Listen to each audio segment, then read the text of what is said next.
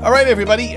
We are back with Valine Skarpek, and this is the second part of our engagement with her. And this is biometrics, sort of like in the cloud. And now we're going to get into the piece where perhaps it's not such a good idea. Did I get that right? Well, yeah, we did. We talked about lots of reasons and examples why it does make sense. But now, what comes into play here are our security risk practices techniques.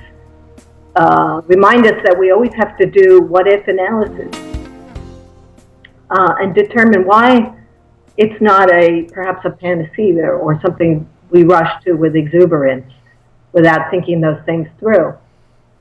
I think the most realistic... And I love the term exuberance. Yeah. Well, I like the resource, which is a document that came out last year by the National Research Council in the U.S. that's entitled Biometric Recognition, Challenges and Opportunities. Again, I have that on my blog roll and on my blog. And it covers not just the technical kind of issues, challenges, opportunities, but also the societal kinds of things. So they really put together a great team of not just technical and not just research, but also industry experts, but also medical and legal, to say, okay, where realistically are we with biometrics and what further research is recommended? And so the report does remind us of these realistic challenges. And this kind of goes back to some of the basics that we've already covered as part of our series here. But we have to remember that they are a complex kind of processing, and that they are inherently probabilistic, as we've talked about already. So these are the two main focuses of that report. First of all, we have to bear in mind the complexity, as I mentioned, and the fact that in the fact that it's a probabilistic, in other words, it's a likelihood. How likely is it you? Those likelihoods can be very high, combined with multi-factors we talked about. But what do we do if we have these issues of a false recognition, false rejections, etc. The things that have to temper our awareness in the area of certain uncertainties are the fact that we may not really completely understand the distinctness or the stability of the measured biometric. And sometimes it's difficult to really characterize 100% how the imposter will attack the system. And even the attitudes of the subjects can really play a part in how well the system performs. So consequently, when we talk about biometrics, even if they're embedded and are behaving just as we'd like them to, there's an eventual uncertainty and, margin of error.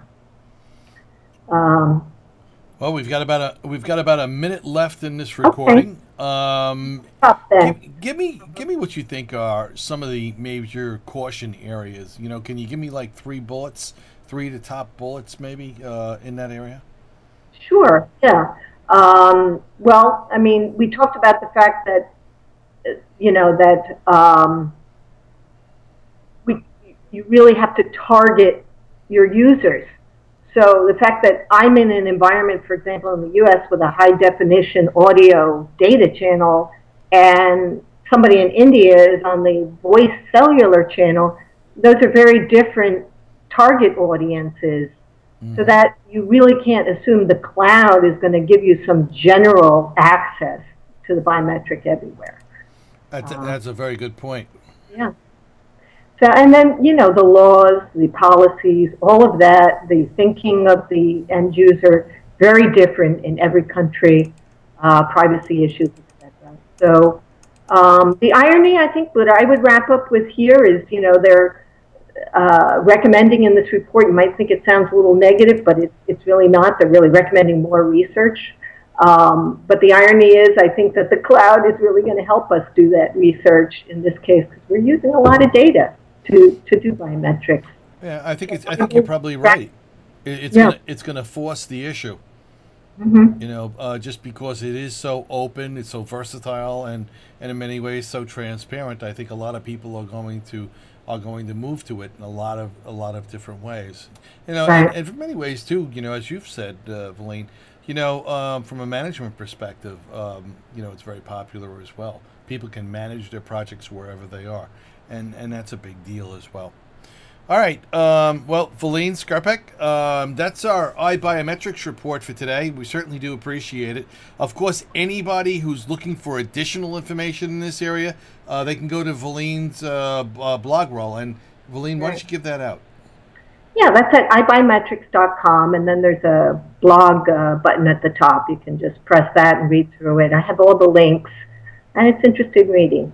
Yeah, well, it's keeping on top of a topic that's been breaking for the last 9 years that I've been covering all this information. It really has. It's been breaking almost every year with new news, more merges, and more facility so far as the technology itself is concerned. So, Valine, once again, thank you very much, and we certainly do appreciate you coming on the program. Thank you. All right, take care now.